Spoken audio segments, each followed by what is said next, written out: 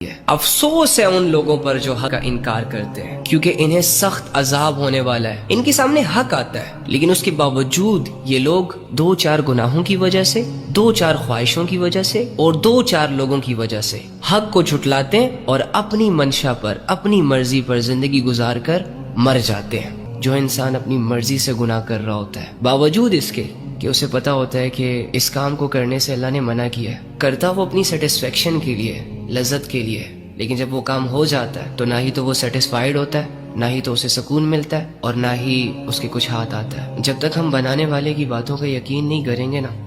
تب تک ایسے ہی در بدر کی ٹھوکریں کھائیں گے۔ ہماری زندگیاں جانوروں سے بھی بدتر گزریں گی۔ ہم اپنی ہوس کو پورا کرنے کے لیے کسی کا بھی گھر اجاڑ دیں گے۔ ہمارا دل اتنا سخت ہو جائے گا کہ پھر اس دل پر اللہ کی وہ باتیں کہ جن باتوں کی وجہ سے بڑے بڑے مشرکوں نے اپنا شرک چھوڑ دیا تھا، بڑے بڑے گناہگاروں نے اپنے گناہوں کو چھوڑ دیا تھا، اللہ کی وہ باتیں جب میرے دل سے ٹکرائیں گی، تب بھی میرے دل پر ان باتوں کا کوئی اثر نہیں ہوگا۔